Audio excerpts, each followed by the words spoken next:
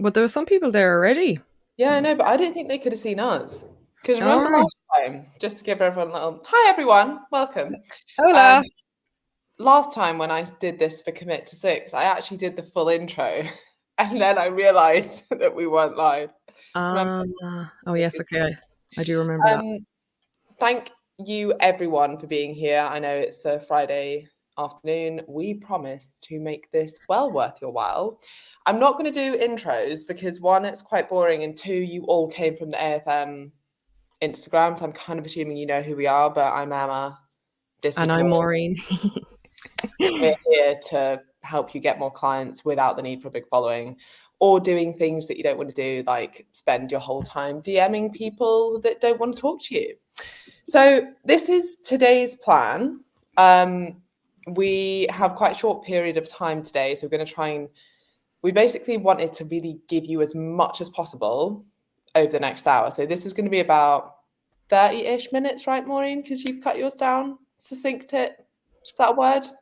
Anyway, 30-ish Mhm. minutes of us giving you this information. And then what we really want to do is a bit of a Q&A so that you can apply it, right? So get your questions ready because at the end, we're going to try and answer as many questions as possible.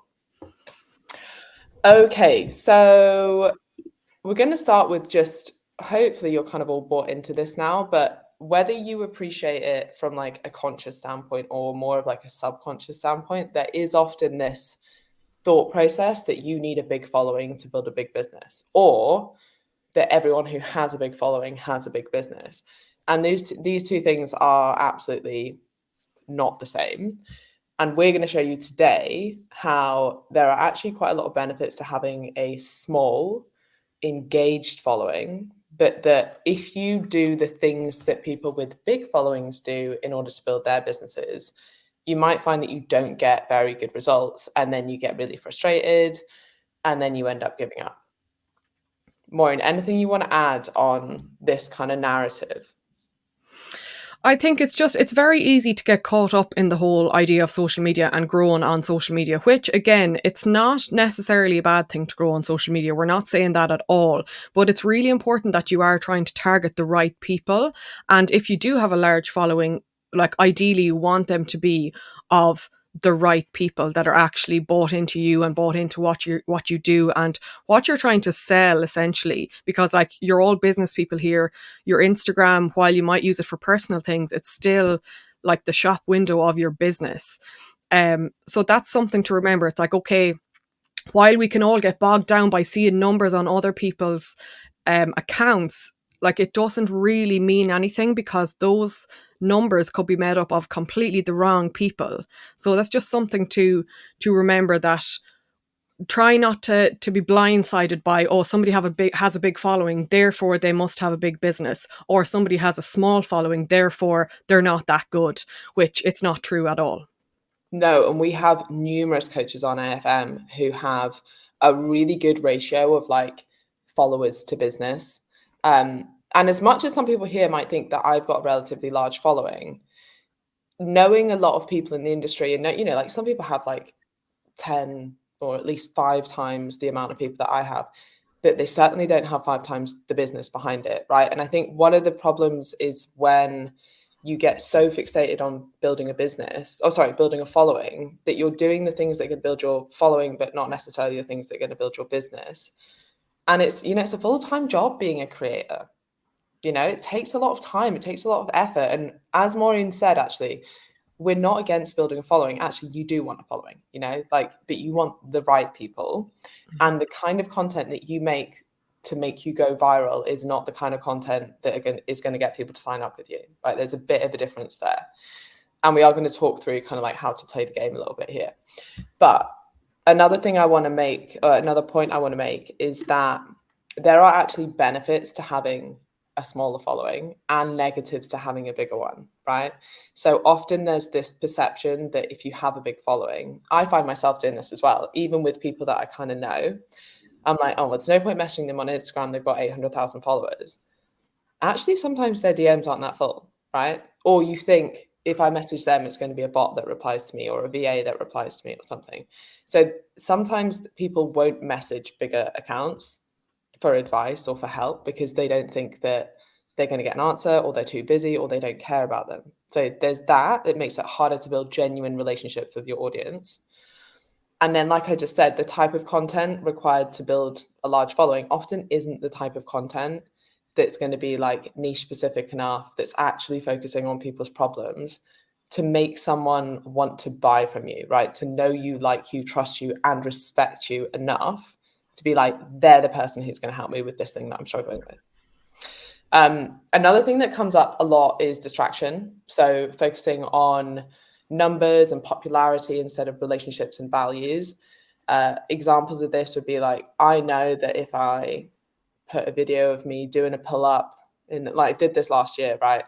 Or before IFS in Brighton, I did a video of me doing pull-ups in the rain, right? It had some shitty motivational quote like, the days you don't want to do it are the days you need to do it, or some like bullshit like that, right? Loads and loads of views, loads of likes, loads of whatever. Absolutely fucking zero signups from that. None. Of course not, right? Like there's no actual value in it. It's just like fluff. But it does well on social media. It's easy to consume. It's easy to be like, oh, that's quite cool. Pull-ups in the rain. I like that. And then I did one that was very niche specific. I'm pretty sure it was about menopause. And I think it got like 50 likes compared to over 500. But yet that got me conversations and that got me direct signups. So you need to be thinking, and that's a good example of playing the game. You might do a little bit of both, but you don't want to get too distracted by like, oh, I'm going to look at my metrics and hey, that posted really bad. Thus, I'm not going to do posts like that. But that's actually what's getting people to buy into you and sign up with you. The other benefit of a small following is you can show that people get to work with you. Actually, Selena did a post on this the other day and I thought it was so good. And she kind of showed some of the big names in the industry. And she was like, the difference between them and me is that you get to work with me. You know, you're not going to be a number in a group. You're not, and like a lot of these things are more just like app based. You really need to be showing people because they might not know the difference between joining and Courtney Black's app and doing one-to-one coaching with you. Apart from yours is probably more expensive and she's got a huge following. You know, so you need to show people like, okay, well, what would be the difference here? And then you have time to reply and actually nurture them and follow up with them and remember who they are and create relationships with them, which is a lot of what we're going to talk to you about how to actually action today. So this was something I just added in, which is why it doesn't flow perfectly, right? But I asked people in Commit to Six why they signed up with us. And more broadly, if they'd done other programs as well, because it wasn't just about us, but it was just like, when you sign up with a coach generally, what is it that you're looking for?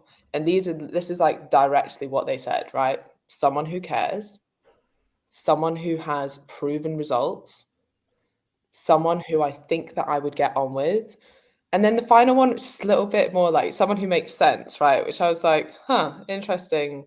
Maybe that's like not contradicting yourself or making things too complicated. But anyway, those were the 4 things that came up. Once you know that, then you need to kind of look at your content and think, am I showing that I care enough? You know, am I showing that I'm excited about my client results? Am I showing that I have actually got the results that I'm talking about? Am I showing enough of myself that someone would be able to tell if I was someone that they would be getting on with or not? Like, are you showing your own opinions? Are you showing what you're interested in? And then, are you making sense with your content? How do you interpret that, Maureen? Well, we didn't really make sense with this slide, so I know, but I mean, this was their words, right? So I didn't really I want know. to. In terms of making sense, I think people say that like in terms of just talking simply and not trying to talk like really complicated jargon. It's just like common sense. This is like if you were to objectively look at training and exercise and look at it like that from just like a simple way. It's like, okay, well, if you do this, you will get X result. And it's not about, oh, you have to hack your fucking hormones and all this shit. Like, that's a load of bullshit. That just confuses everyone. But if you just break it down to its simple format, I think that's what people mean in terms of, oh, it just makes sense what you say. Mm-hmm. Yeah, I guess that. And then I was also thinking as you were talking there that like, you know what Jules teaches a lot about like using the language that clients use. You know, if they're like, I want to get toned. And you're like, well, toning is not a thing. So blah, blah, blah, blah, blah. Like that might be, or if you're like talking to clients and you're like, well, to optimize your body composition. And they're like, what? I want to lose weight. Then you're like, okay, there's a bit of disconnect there. So maybe that's part of it as well. Anyway, we'll move on from this slide because this is what we're going to talk about today. And this is what you're going to go away with today. So it's going to be 3 steps to help you get more clients. We're going to keep it simple. We're going to keep it actionable. And you are going to come away after this knowing exactly what you need to do. So I'm going to cover the 3 layers of niche so you know who you're talking to and how to position yourself. Then little Mary is going to come and she's going to talk about how to connect with your audience, which is really, really useful. And there's some questions there that you're going to want to take away and really think about and maybe do some writing on to really get to the core of who you're talking to, what they're struggling with. And then we're going to package that up into some simplified, actionable lead generation. And what I want you to do as we go through this is to kind of note down like, okay, well, how would I apply that, right? What questions am I going to ask at the end? Because then at the end, we're going to help you directly apply this to your business. Something just to add here is like, we purposely, like 3 steps to more clients doesn't sound flashy or it doesn't sound exciting, but we purposely did this because there's so many business mentorships that would have been like, my 3-step fucking formula to get more clients or something like wanky like that. And we were like, we purposely don't want to be plebs like that. And like, it's just 3 steps to get more fucking clients. Like, you don't need to be Well, it did say clip for a Clit, while. yeah, it did. So And I'd say a lot of people would have wanted to know about that. So. that would have been a whole different talk, and maybe that's a workshop we can do in the future. Yeah. And then actually, we can't lie, Maureen. We did ask Chat GTP yesterday.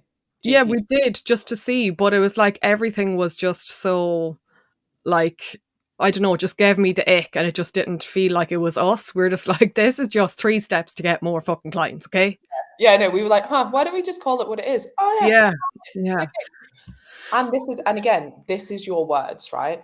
The people within this group, like we built this workshop based on the problems that you guys are struggling with, and hopefully most people, if not everyone, came from the AFM Instagram, right? So when I sent you the link, I asked you what you were struggling with most.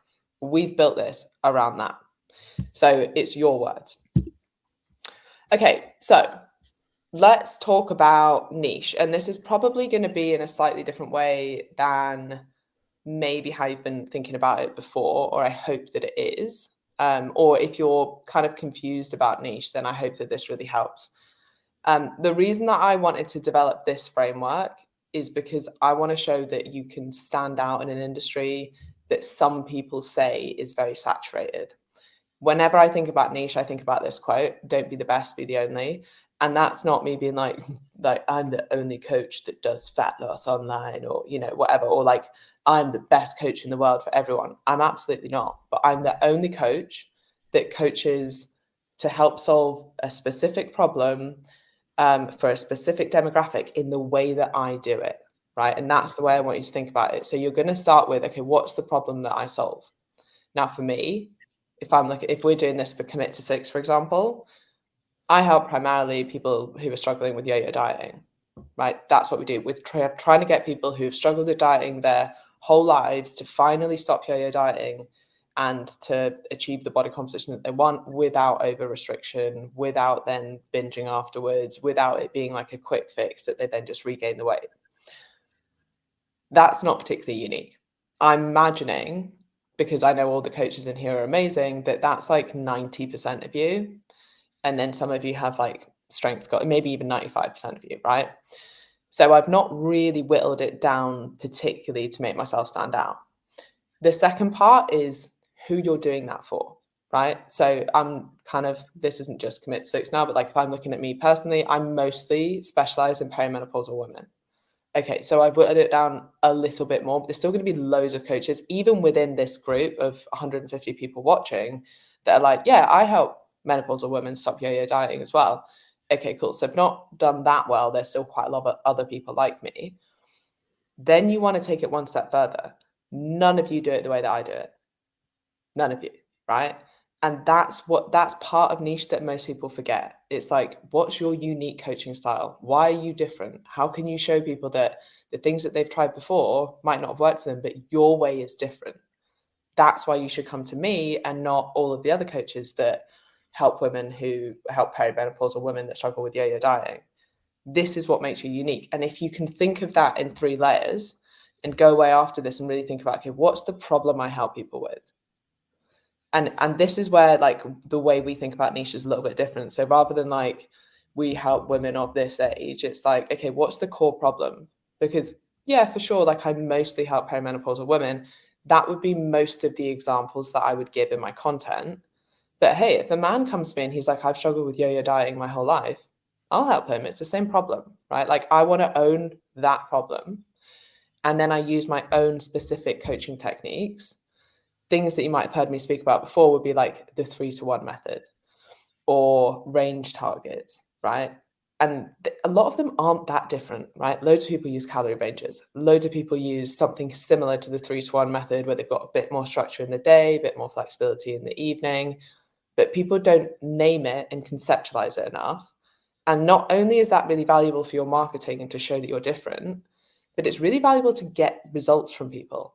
You know, for people to actually buy into, okay, this is what you do, this is how I understand it. And as an example, the 3-to-1 method, I spoke about that for years before, right? I spoke about it like, you know, have some more structure during the day and then a bit more flexibility in the evening, then you'll be able to eat with your family. No one picked up on it. They're like, yeah, that sounds like a good idea. But because there's no framework to it, it's not that actionable, right? Exactly why we've made this into a framework as well. So take a screenshot of this if you need, or I can send it over afterwards. But I really want you to all go away and think about your own businesses and give yourself like examples of each one. So think about that problem, think about who it is you solve it for, and then think about the ways in which you solve it that are different than how other people are solving it. Maureen, over to you.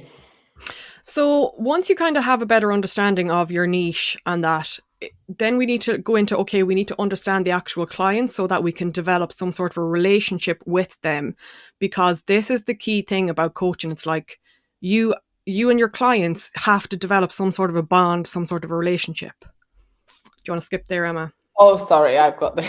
Yes, you're the one in control here, okay? Okay. So it's all good and well talking about that. So then how do we actually apply it to our content? So like Emma said, like part of your unique selling point will be the fact that people are buying into you as a person, so which will take into account your personality and your ethos, what you stand for, okay? So Emma said, don't be the best, be the only. Like the thing that you are going to be the best at that nobody in the world can copy is being yourself. Like some people can try to copy you, but they're not going to be as good at you as being you. Okay, so you need to lean into that. And you will start to attract people that actually like you for who you are, rather than just being like, oh, they're just a copy of somebody else. Okay. And then there will be people that'll be like, okay, they're not my cup of tea. That is fine. Like we kind of have to have a bit of both. But your potential clients need to feel a sense of belief that like, okay, this is the person that's going to help me. Okay, they need to have faith in you that you are the person that is going to be able to get them from A to B. Okay, so in order to do that, you want to like create content that mirrors their inner dialogue, so that when they're looking at at your content, they're like, oh my god, that's me. They're talking about me. Oh my god, how is she inside my head? I feel like this is a personal attack, or like I really needed to hear that today, because you are literally talking straight to them, and you can connect with their specific problems. Okay, a problem I see on social media is a lot of coaches actually talk at the clients, um which creates this massive disconnect, and you can come off as like really condescending, being like, here, this is what you need to do. I'm fucking brilliant. I do this all the time. And if you're not doing this, this isn't why you're getting results.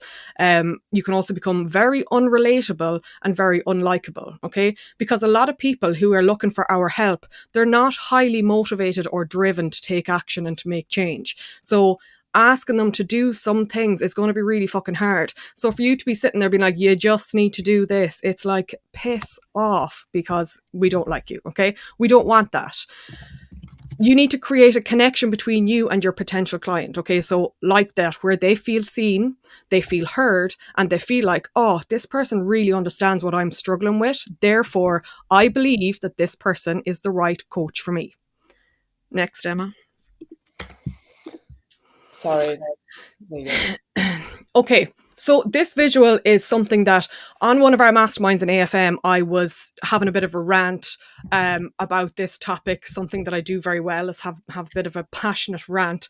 And one of our AFM members, Leanne, shout out to Leanne, she made this incredible graphic off the back of what I rambled about. And I asked her, could I use it for the talk at IFS and for this, because it's actually so good. Okay, so if we think about the client, so if you think about where the client is at, okay, a client or anyone, everyone here in this group, okay, will have a thought about something. That thought will then trigger some sort of an emotion, and then that emotion will drive some sort of a behavior.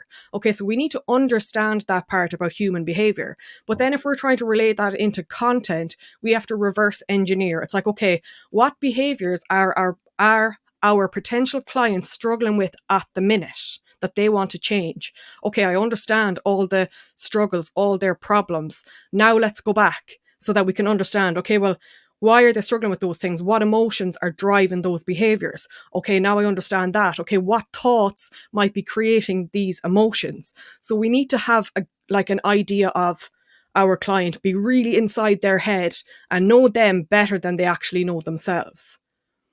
Next.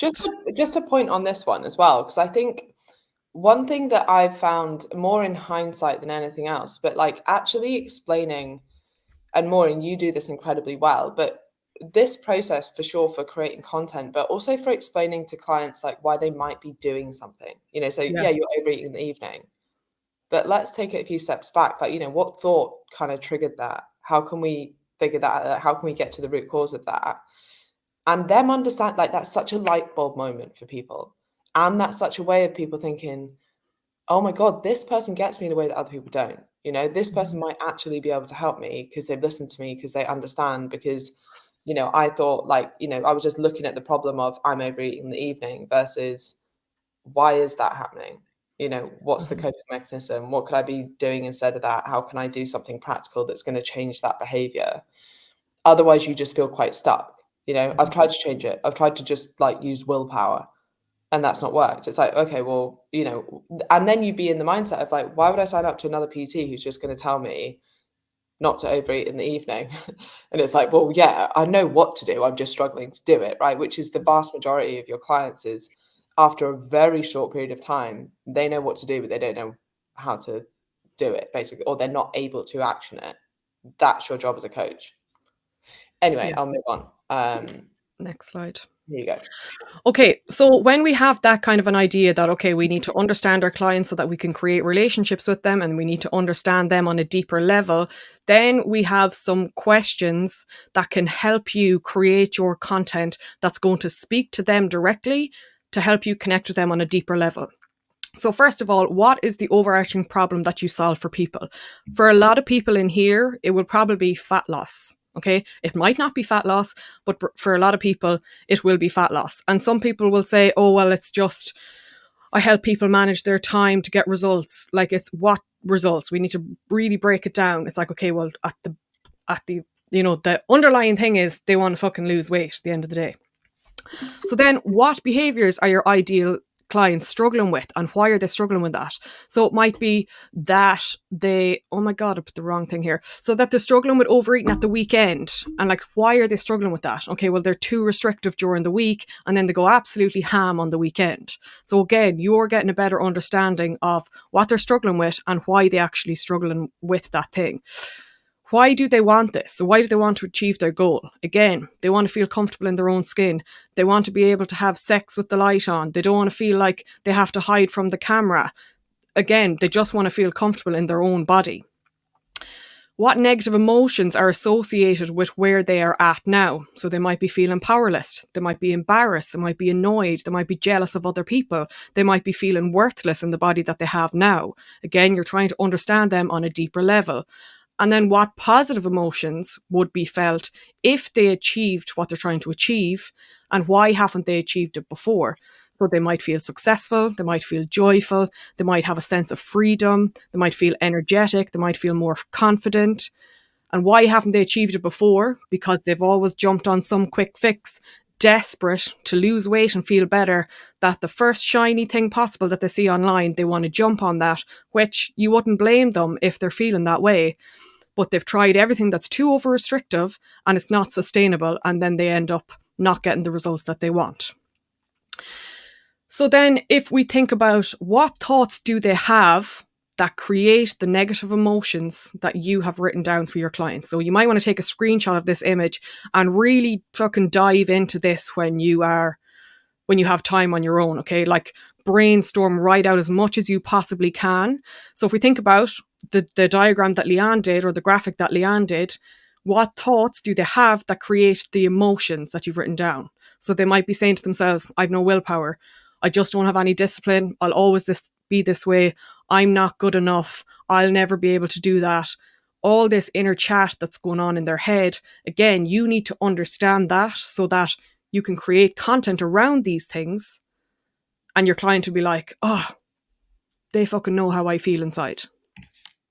Do you know what else this would be really good for? Is one really fucking epic podcast episode where you might not actually say these questions specifically, but people want to feel understood. You know, they want to feel like you get it. And sometimes, I know that you mentioned previously, like it can come across quite abrasive if you're like, you overeat on the weekend, or like you go ham on the weekend, this is how you stop doing it. It's much more relatable if you're like, I completely get it. I would also overeat on the weekend if I was eating 1,200 calories during the week. But this is why we need to change this. And I know what you're thinking. You're probably thinking, well, if I eat more calories in the week, then I'm just going to put on weight. But let me show you, blah, blah, blah, blah, blah. You know, like it feels like you're actually speaking to someone, like you actually care. I mean, hopefully you do actually care, actually want to get them results, and you understand them. That's such an important part. Okay. Moving on to lead generation formula. This is probably going to be the most actionable slide. So the aim of lead generation, and again, we were speaking about this last night, and I was like, Maureen was like, I don't like the word lead gen. I was like, yeah, me neither, but I think people probably get it. But it's really just like how to get into more conversations with the people you actually want to help. That's lead generation, right? I think sometimes, and I took this slide out actually, but I was going to start with like how overwhelming it can feel to build your business. You know, like someone's like, oh, you need lead gen, you need a funnel, you need this, like, how are you nurturing people? And you're like, oh my God, what's that? And like, how do I set up email automations? And what am I missing out on? And that's obviously why I'm not doing it. I don't have the knowledge yet. And should I be running ads? And you get so overwhelmed to the point that you do nothing. Mm-hmm. That happens so often. And actually, it's such a kind of direct comparison to how a lot of your clients feel when they're like, followed this woman, she told me to do fasting. Then I followed someone else and they were like, fasting's the worst thing you could be doing. And then I followed someone else and they're like, you need to track all of your food. And someone else is like, tracking gives you an eating disorder. And then I was like, oh my God, I just don't want to do anything anymore. You know, it's kind of the same thing, but in the business world. Just, can I add to that? It's like with the lead gen as well, it's really important, and this is why like I did my spiel before this, because if you're not fully clear on who you're talking to, it can be really confusing to figure out, oh my God, what lead gen do I have to make? Because you might see your friends making some resource on something. For example, I help people with like binge eating and emotional eating. If I was to make up a 3-day gym program, not saying I don't help my clients with training, I absolutely do. But if I made a resource about training, it's a massive disconnect from the problem that I'm actually helping people solve. Okay. So you have to be really clear on, not that you have to be, but it's going to help you. It's going to help you to make better content or more suitable content for the type of people that you're trying to help when you are crystal clear on, okay, this is the message that I want to give out. And then you know, okay, what sort of content can I make that's going to be helpful for my ideal client, but that I can actually use as a form of lead generation. And that's what Emma's going to get into now. Mm-hmm. And as an example of that, like, if I just gave out recipes, one, they'd be fucking awful. But, you know, you can get white labeled recipes now. Frozen peas for breakfast. Yes, I don't. Hashtag nutrition. Very good, all right.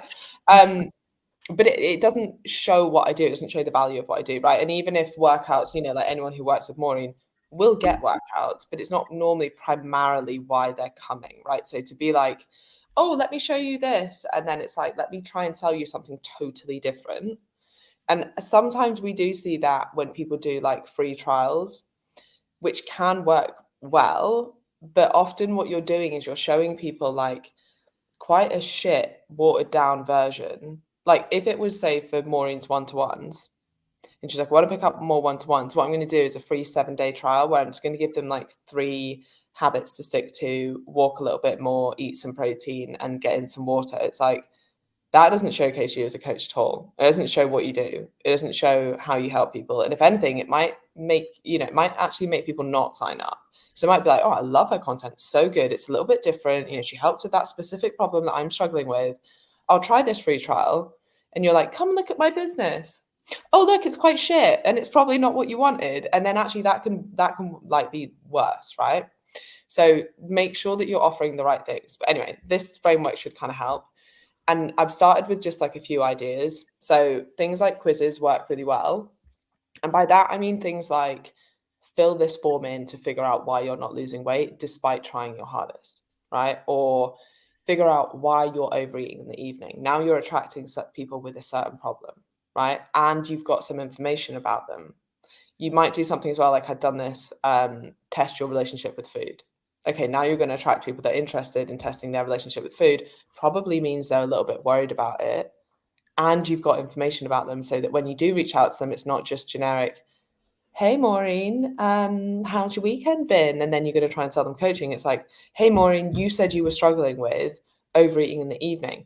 Do you find that tends to happen more the week before your cycle? Or do you tend to find that when you do overeat, it happens at a certain time of day or under certain conditions or when you're like more stressed or in a lower mood or whatever, right? You can get into like real genuine conversations about the problem that that they're having based on the information that they've given you.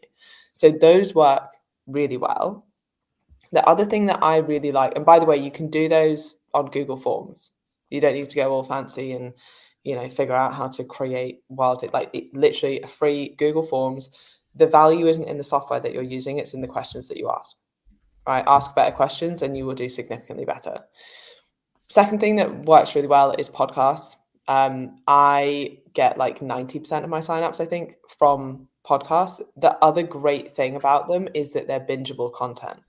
So if you sent a client a specific podcast, and I would go specific, not just like, hey, Maureen, you might value listening to the podcast. Be like, hey, Maureen, you said you struggled with overeating. Why don't you listen to this podcast that I've done with our overeating specialist, who's coincidentally also named Maureen, right?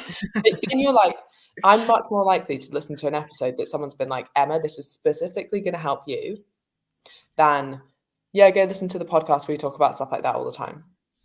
Not that helpful, right? So be specific with it. And also it's just a way to get more of people's attention and get them to really get to know you, like you, trust you, and for you to be able to explore these things a little bit deeper.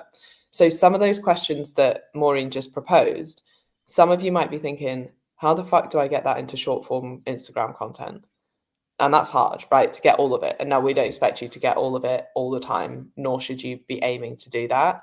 But on a podcast, it's a little bit easier to talk through things, to give examples, to pull in your own experiences or experiences of clients or quotes from here and there. Like it gives you a bit more of time to delve into things and allow people to see that you actually understand them. I've kind of gone over like unique coaching methods, but one lead generation that works insanely well for me is the 3-to-1 method. Just giving away the framework for that. And I actually just send them to my Substack that explains it. The reason that I prefer Substack to emails, and if people don't know what Substack is, it's kind of like a free version of Medium. And if people don't know what Medium is and don't read on the internet, apparently, then it's like an article platform, right? So the real difference between having an email list and having a Substack is usually like more article based. But when you find it, if someone read one of them, they'd be like, oh, I could read the next one and then the next one. And when you think about the way that you buy, Usually it's through something like that, right? Like I know that any kind of courses or coaching or anything that I've bought into, I've normally like, I don't know, found James Clear's blog and read like 10 to 20 of his articles because I love the first one and I'm looking for more, right? Or I've listened to like 10 episodes of a podcast and I'm like, I'm so bought into this. Where's their course? I'm looking online to buy it, right?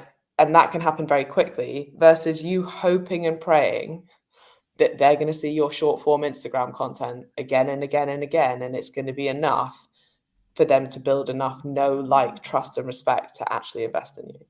So that's why these longer form platforms are much more useful. You can do things like resources and guides, just make sure that they're not really, really long and that they're niche specific enough. I'm going to come on to kind of the do's and don'ts. Free check-ins, I think, work really well as long as you frame it properly and you create a bit of scarcity, right? So as an example, you might show a client, this is Jenny. She feels like nothing's worked for her. She's gained weight during menopause and she can't lose weight despite not changing anything. She's just signed up with me and I want to help more people like her. So I'm going to offer 10 free check-ins to people who resonate with this, who are maybe stuck in that same position. I'm just going to see if I can help you. Message me, check in, and I'm going to send you it, right? Now you framed it. Now you're going to attract people like Jenny. You know, like that's actually one of the most simple things that people don't do enough is show someone who's signing up, who's your ideal client. You know, and it doesn't, you know, if you don't have one at the moment, you could kind of make up, you know, I want to attract people like this who are stuck in this situation. Here, if this is you, I want to give you a free check-in and see if I can help you. It doesn't have to be that a client signed up, but even better if they have. And then you're attracting exactly the kind of people that you want, right? I did this a while ago because I really wanted to attract people with like a fuck average mindset. And I was like, I screenshotted it, I put it up. I was like, I want more women like this. If this is you, and if you want me to help you achieve your goals, message me coaching. So that was the kind of person I wanted to attract. The other one you can do is workshops like this. So just a few do's and don'ts. You need to frame it because this really matters, right? That can be the difference between something that completely bombs, like you just put a link up and don't say anything, or something that does really well, like the way I just framed the free check-in. That's going to do significantly better than like, hey, I thought I'd do some free check-ins, here's the link. People don't even know what a check-in is, right? So why would they want to do that? Who are you trying to help, right? Frame it a little bit better. Same with your question boxes. A lot of the time we speak to coaches who are like, I put up question boxes all the time and I just don't get any questions, but they're not framed. You know, it needs to be like a question on a specific thing, or framing yourself as a coach. Hey, I work primarily with perimenopausal women looking to lose fat. I'm going to spend a whole hour tonight going through all of the questions that you put in this question box and trying to help as many of you as possible. Put your questions in here. You're going to get so many more and they're going to be so much more relatable. What else do we have? Yeah, make sure it's niche specific, make sure ideally that it's bingeable. And by that, I mean like podcasts where you can get more of it, or Substack where you can get more of it. And then the don'ts are, don't make it too long, because we've had so many coaches that have been like spending weeks and weeks creating this absolutely amazing free fat loss guide that nobody even opens. And I know because you all do it yourself, right? You're like, oh, that looks good. I'll put my email in to get it. And by the time, 2 seconds later, it comes into your inbox, you can't be bothered to open it. And that happens all the time. And so much effort is put into these things. So remember the goal to get into conversations with potential clients, not to overwhelm them with a 20-page PDF. And also it's going to take up a hell of a lot of your time that could be better spent getting into genuine conversations with people. Don't make it too generic. You'll end up attracting the wrong people or just no one, because actually generic stuff tends not to do very well. Make sure you follow up. So if you are doing something like, here's a resource or here's a guide or here's something, follow up with them, right? Or if they do fill in your free check-in, but they're not right for coaching at the moment, like reach out to them again in 2 weeks and be like, hey, I just wanted to check in and see how you're getting on. By the way, I recorded an episode that's related to overeating in the evening. I thought this might be useful for you. That kind of stuff. Like, hey, they might not be ready for coaching now, but do you know who they'll go to when they are? You, the person who actually reached out to them, who shows that they care, who gave them something, right? And the worst case scenario, you've helped them. Like, worst case scenario, you get good karma. That's the worst thing that could happen there. So make sure that you're doing the follow-ups. Another thing I've seen is people asking for things like, I don't know, oh yeah, I'll have that free workout, thanks. And they just send them the workout and they don't ask any questions. They don't start a conversation, like they don't follow up and see how that workout was. So make sure that when you give, you're also opening a conversation. Because the amount of times I do this, and I know fine well that someone hasn't even bothered to listen to the podcast that I've given them, but we're already in a conversation about the problems that they're having, and they're already ready to sign up. So part of it's just opening the door of that conversation. The actual lead gen isn't quite as important as what most people put pressure on. Maureen, anything to add? No, I think you've covered everything. I don't know, did you go through, you kind of briefly said about, making something that nobody has asked for. So it's important like that. If you have an idea of being like, oh, I'm going to make this PDF on something, before you waste your time making it, actually put feelers out and see if anybody's going to want it. Like, we did that about this. Well, we obviously had part of this talk from IFS, but we've made changes and stuff like that. But we saw, does anybody want to come to the workshop before we wasted our valuable time on putting energy into this? And that's really important. Or if anyone who knows Lewis Potts, same thing again, everyone does this. You put out things to see, do people want it, before you actually build the program or the thing that you're trying to give away. Because so many people are rather than actually doing the things that's going to drive business, wasting all this fucking time on Canva, making these PDFs that you don't even know if anybody's going to ask for it. Mm-hmm. And that happens within business too. I just got off a call actually this morning with a one-to-one who's just signed up for AFM, and she was talking about how she had this resource bank, but she could see when people logged into it, and she was like, no one's ever logged into it. But she's like, there's so much good stuff in there, I spent so much time and energy into it. And I'm like, great, we're going to use that for lead generation, but obviously your clients just want you and you to coach them. And again, everyone's clients are different, but those clients clearly didn't see the value in the resource hub that you can spend hours and hours and hours creating, and actually sometimes that can be a little bit wasted. So I 100% agree. Test things out before you build them. And then the best thing about that is you're building for people, hoping that this is going to be a really useful, actionable workshop, but it's more so because you told me what you were struggling with, rather than me just being like, I quite want to talk about this. We're all going to talk about this for the next hour. It's like, okay, we've listened to you, figured out what you're struggling with, and then we built something to help you. That's very different. Okay, so just to bit of an overview of those 3 steps. Use the frameworks that we've given you. So go over the questions that Maureen's put in the group. We'll share these slides afterwards. Were you going to say something? I was just going to say, put a thumbs up in the chat box there if you understand the process that we've just broken down in relation to this slide of using 3 layers of niche, how to connect with your audience, the Little Mary method. Okay, just for context, Little Mary, my name in Irish, if we were to write it in Irish, is Maureen, but it's spelled different. And if you translate that spelling to English, it means Little Mary. So and there it's you my go. favorite fact that I've learned. Okay, so thumbs up in the box. Do you understand the 3 steps to more clients?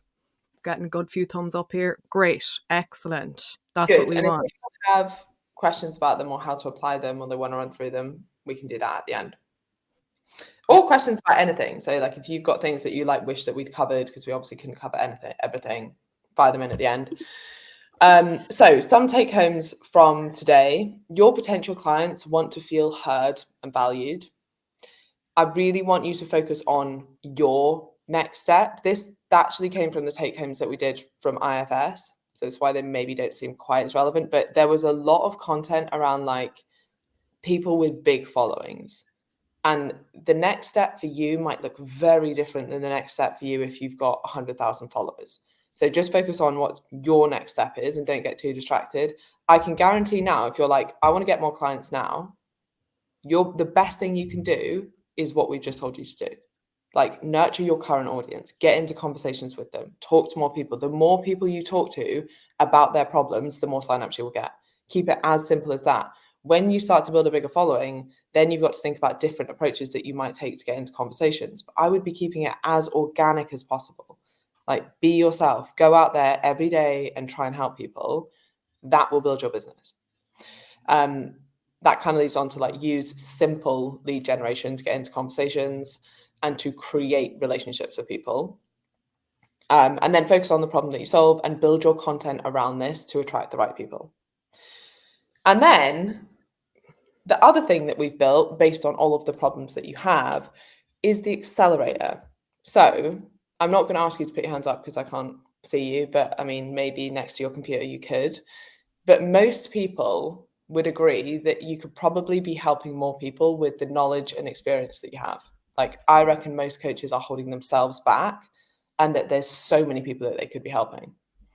And then I've added this in because I read this yesterday and I think it called me out a little bit, but I hope that it calls kind of everybody out. But this is a Sahil Bloom quote, and it says, "There is someone out there living the life that you want simply because they took action and you didn't. They aren't smarter than you. They aren't more skilled than you. They aren't more resourceful than you. They just acted when you didn't."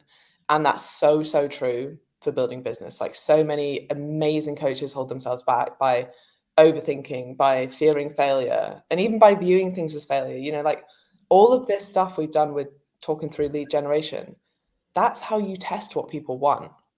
And then when you know what people want, you build it and you build that into your coaching. And then your coaching is so much more successful. So all of the lead generation doesn't just act as lead generation and getting more signups, but it also frames the way that you should be coaching. You know, if you know that all of your clients are struggling with certain things, if you know you get great feedback about your method of not using the scales and different ways to track progress, maybe you pull that more into your coaching. Maybe you talk about it more. Maybe that's something that makes you stand out compared to other coaches that are always getting you to track calories or always getting you to weigh yourself. So all of this should be testing. You should always be looking at the patterns and the data in what you're putting out and what people are resonating with and what people are asking for. And then what I have done is collated basically your biggest struggles. So these are some of them. You might recognize them because they are literally screenshotted from you guys.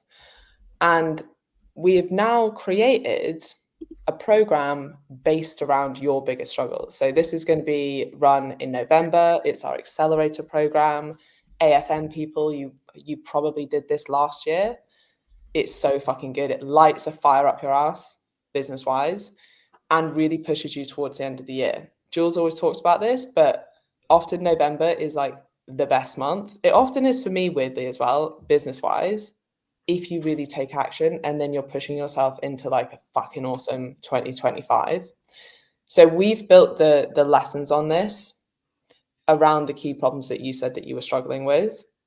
And then we've added in what most people need, which is a bit of business coaching and often personal coaching, really.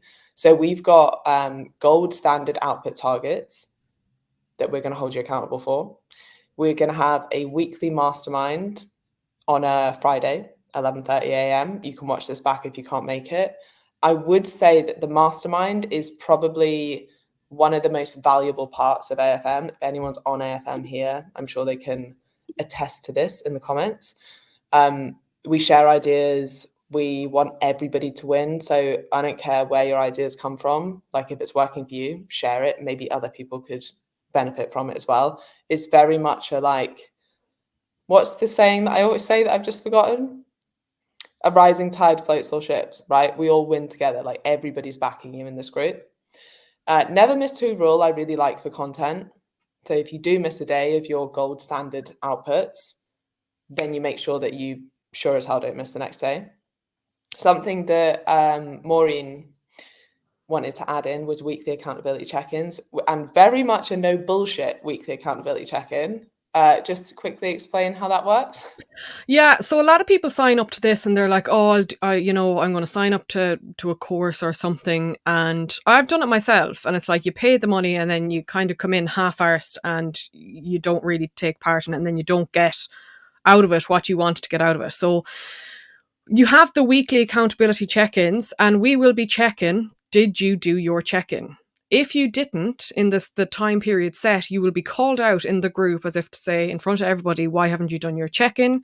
You will then get a second opportunity to do your check-in. And if you still don't do that after the kick in the arse, we will like really consider. Emma might have to hold me back now, but it's like we will kick you the fuck out and be like, tough shit. You came here to level up yourself. You didn't bother your arse. Consequence of that is you lose your money and now out you go. So you can avoid that by actually doing the check-ins and actually taking part in actioning the stuff that we tell you, because we actually how many fucking times I say actually, we want you to get results. We're not just here to sign up people just because we want money in our bank account. It's a case of we actually want you to do the work. I'm laughing at me saying actually again. We want you to learn. We want you to grow. We know that there's so many coaches here that can have such a positive impact on all the people in the world. The industry is not saturated. There's so many people that need our help, and we want to help you. We want to help pull that potential out of you and get you going. Yeah, Kantran's just saying she's scared of Maureen, like she should be. Yeah. There's a different beast that comes out in Maureen when she's business mentoring in comparison. Yeah. Like I've noticed it significantly, and I'm like, but honestly, it's one of the reasons that I wanted Maureen to be like head coach for me. And how many times have I told you, like, I don't want you just to manage the coaches, but to manage me, right? Mhm. Like, she will fucking light a fire up your ass. And I was a little bit like, should we kick people out of the group? Now, obviously, we're not going to do that if you're like, I don't know, something happened in my personal life, or there's an actual reason for someone not to fill in the check-in. But the reason that we want to put that amount of like emphasis on this is that we want you to get results. Like, I don't want people to sign up and not do stuff. And I can guarantee you that if you commit to this and if you do the gold standard output that we're going to talk you through, which is absolutely achievable by everyone, by the way, then you absolutely will get results doing this. Yeah, you just need to be taking the action. So it's 30 days. It's going to be somewhat hard. It's definitely going to push you outside your comfort zone. It's definitely going to make you grow. The other thing I would say is that the stuff that you learn in these 30 days, you are going to be able to use for the rest of your career. But on top of that, you've got that really big push of us backing you, of having a group of incredible coaches like you all are here, all backing you towards your goals and all holding you accountable. And being in rooms like that just makes you level up, right? If you see someone else who's also got 3 kids and working a part-time job and they're still able to do it, then it makes you level up to know that you can do it as well. So this is the offer. We are starting on Friday, the 1st of November. I haven't shared this anywhere yet. There are genuinely only 30 spaces available at the early bird price. If you want them, then that's the QR code, or you can use the link, because I don't know if you're on your phone or whatever. But we would love to have you, and we would love to help incredible coaches really fucking power through and build their businesses into the next year. So let's go through. Max, like, that is just not acceptable behavior. He's probably like, I know, but I didn't know I was going to get will there be a replay? For the people who came live, I'm happy to give them a replay. So Max, I will give you a replay. Will I still be able to commit to the accelerator if I'm working full time? Yes, but this is the other thing that I just forgot to say, although thank you for reminding me, Jodie. If you're worried about this, or if you're like, I'm not sure I can stick to it, or I want to know if this is the right thing for me at the moment, just book a call in with me. I'm more than happy to talk to you. And genuinely, if it's not a good fit for you at the moment, I will tell you if it's not a good fit for you at the moment. If you come to me and you're like, I only have like 30 minutes to push towards my business, I'm like, I don't want you to sign up, right? Like, you're not going to be able to do this.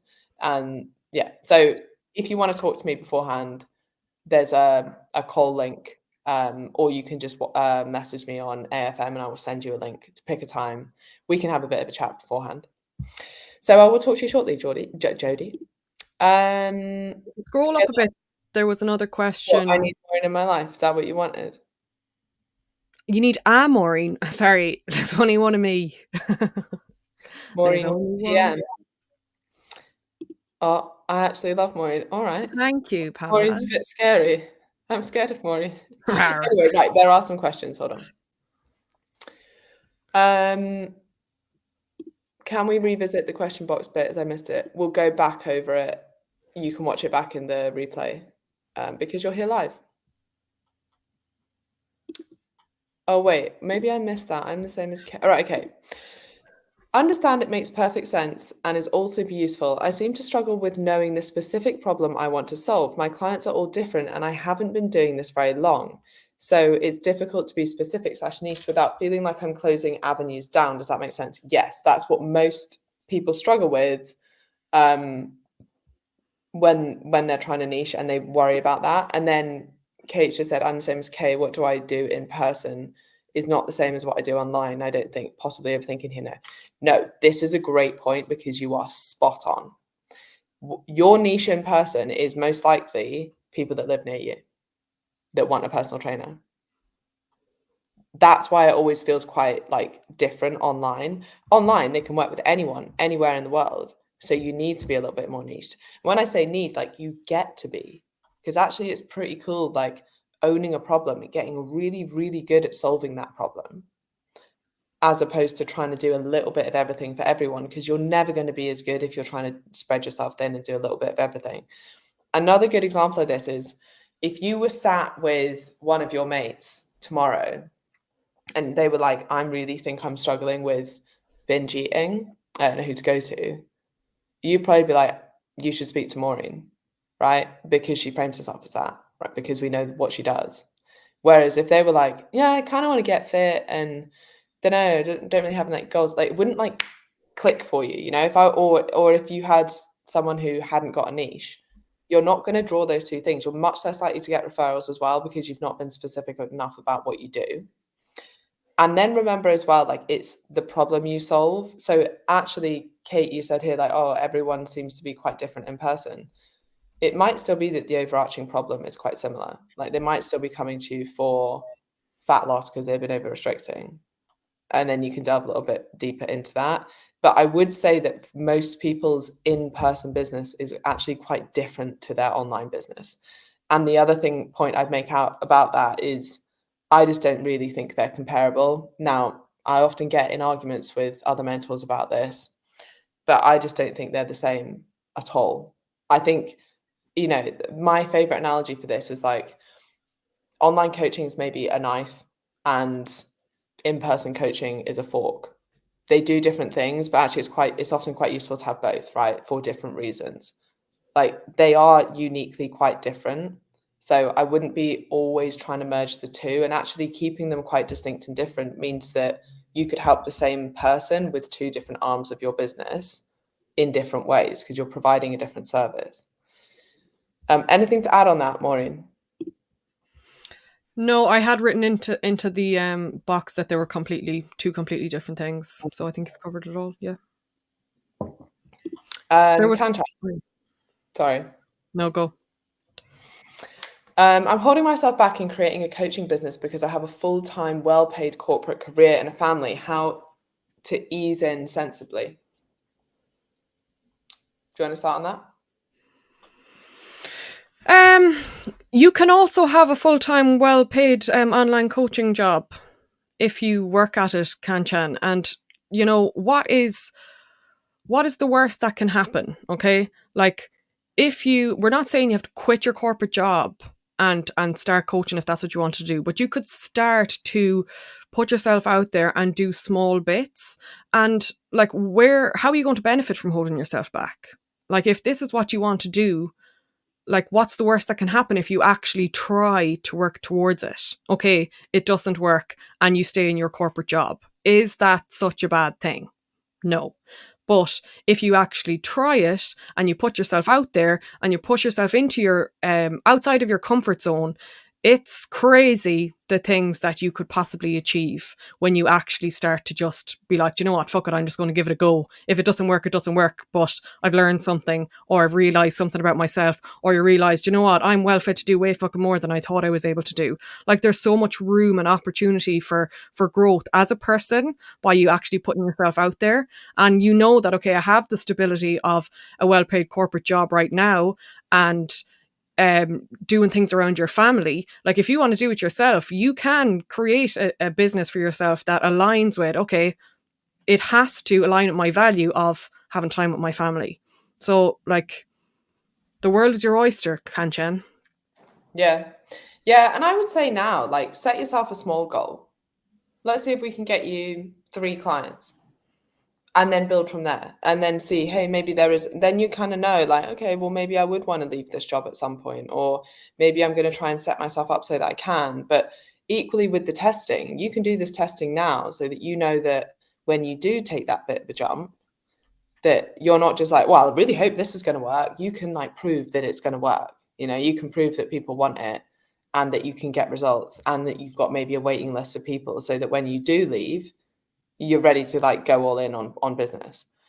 But Kantan, knowing you need to fucking do it, because you've been waiting too long. I'm just going to say a pun here, sorry, because I just can't. I can't hold myself back. You can, Chan.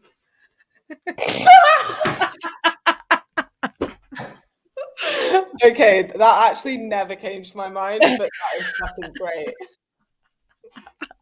I'm sorry. I just couldn't hold it in. That's so good. Also, I know that she'll love that, because she is actually great banter. Um, PS just booked a call. Okay, great. If you are new or haven't worked with that many people, how can you illustrate proven results or equivalent to build that trust/interest for someone to want to work with you, i.e., to get that first people over the door?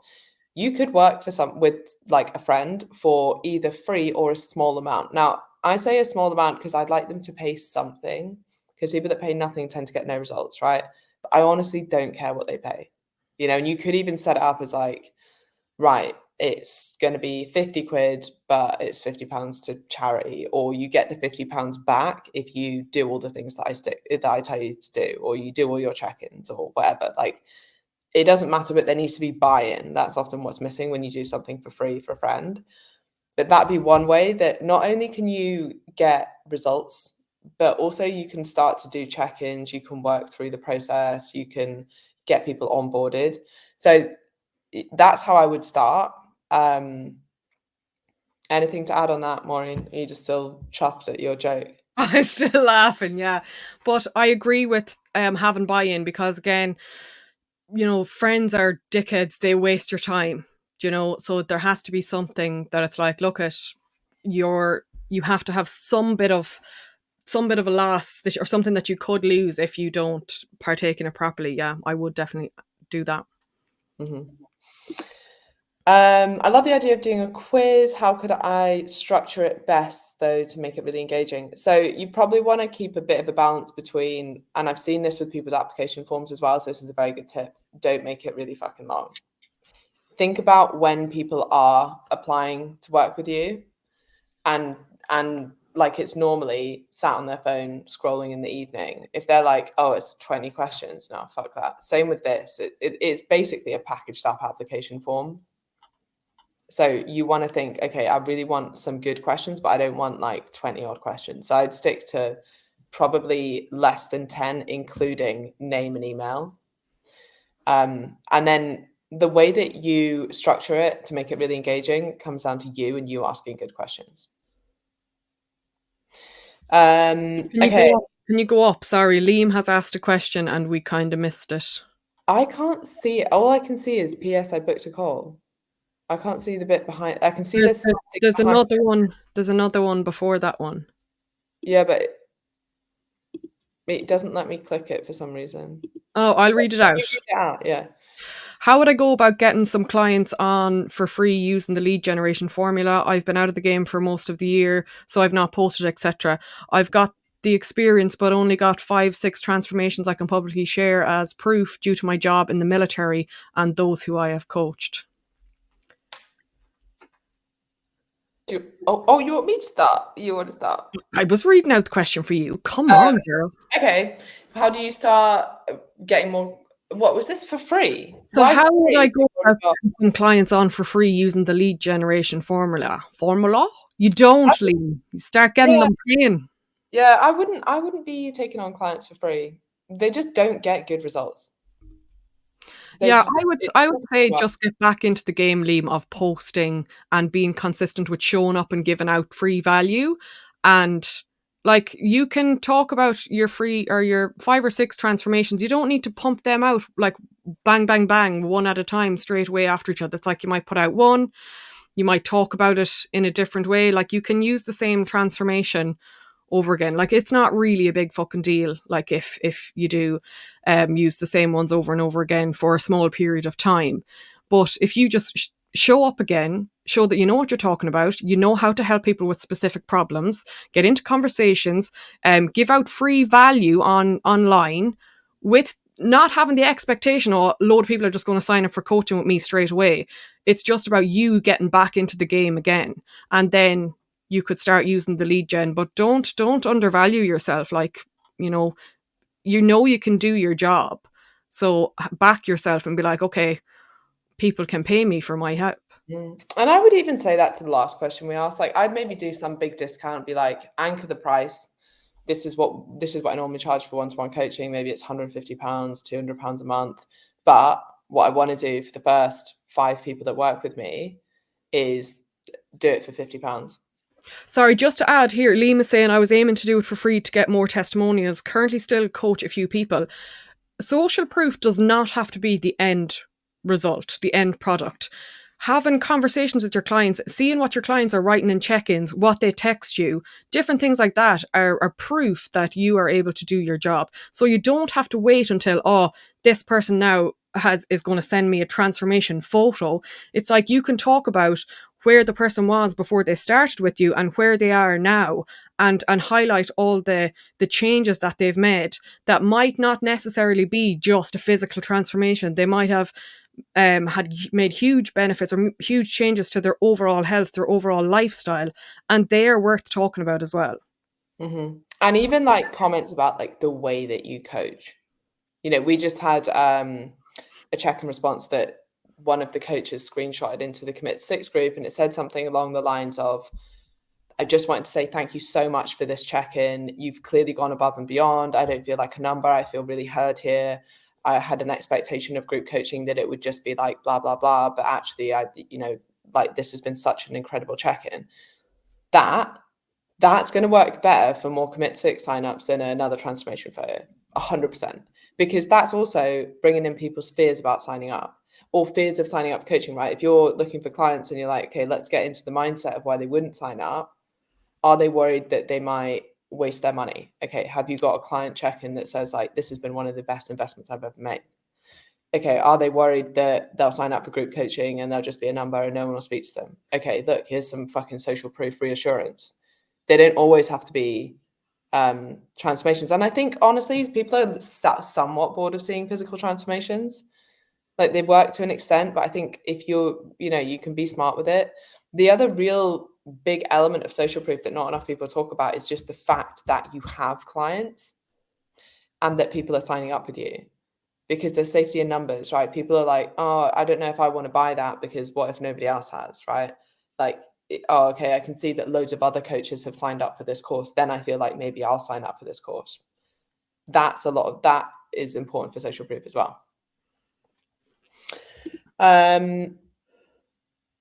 Oh yeah, currently can't join. Would this be suitable for my business? Do you remember speaking to this person? I do, yes, and I think 100% join us. Yeah. Awesome. I work for another coach while having my own clients, but I find it so hard to have the energy for both, and I've stopped taking on my own. I've realized that I fear not having work-life balance at all, and I really struggle with this so much. I think it's important. What are you laughing at? I can't relate to this question. I've No, never Emma worked doesn't out. yeah.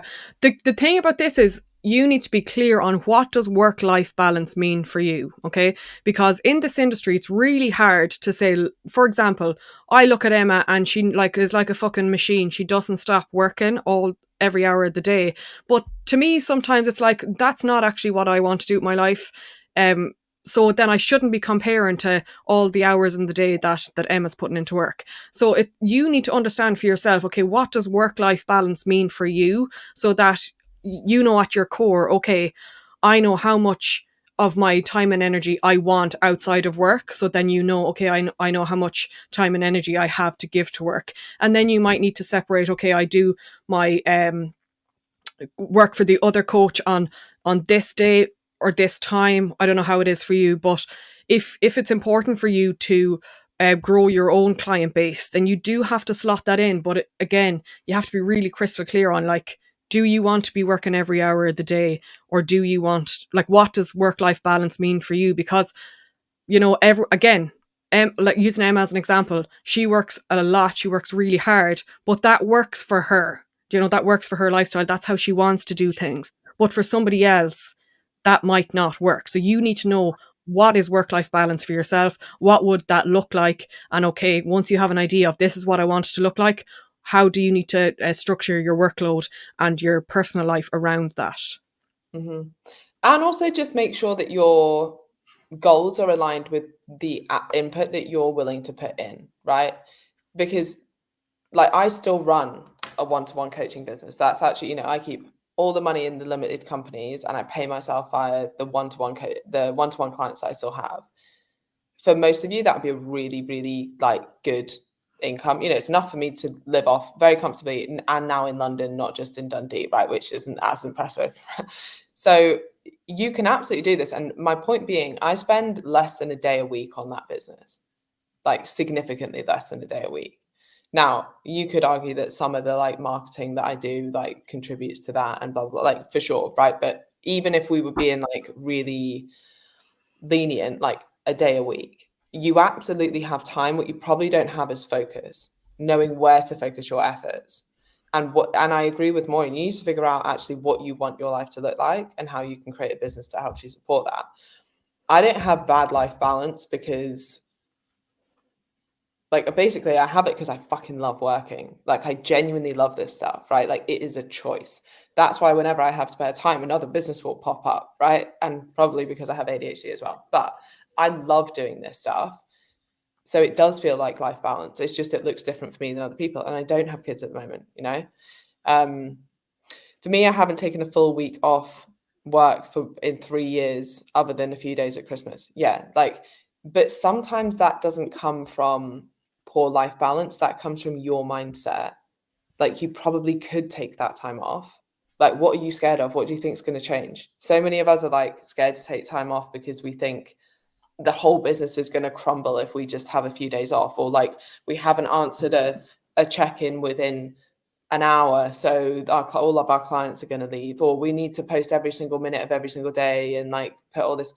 Actually, you absolutely can take time off. It's like a client being like not able to go and have a meal with their family and worry about gaining weight. It's like what you do consistently over time is going to be what's driving your business, not the 1 week off you have. Like, so you need to think about that as well. Like a lot of this is sometimes mindset as opposed to a physical inability to do that. Okay. Any passing thoughts? No, just I really enjoyed that, and it was nice that we had some great interaction in the chat. So thank you everybody for showing up and actually wanting to listen to us ramble for 1 hour and 13 and a half minutes. I know, Been a and pleasure. I want to just leave on this quote as well, because again, it's living rent free in my mind at the moment. Like, take some action, apply the stuff that we've taught you today. If you want to talk to either of us, we're both, just message us on Instagram. If you're struggling to apply any of this stuff to your own business, and specifically, like, if you want some fucking help, like lighting a fire up your ass and making sure that you're actually reaching your potential, because you could be helping so many more people than you are, and we want to help you do that. All right. And I'm Brilliant. glad that Kate's saying she's totally fired up now. That's exactly how we wanted to leave you. Also, if anyone wants to just like take a little picture, tag us on social media, that would be great. You know, every little helps at AF Mentors. Kanchan, still dying at that. I'm going to be making sure that you take some fucking action. And also, genuinely, thank you all so much for your attention, because I just think attention is so sparse at the moment, and the fact that we've managed to keep, you know, over 100 people for over an hour with us blabbing, pretty fucking amazing. High five, Yeah, Maureen. high five. And we get to call this work. I know. Boom! Woo! Yeah. Okay. Bye, everyone. Bye!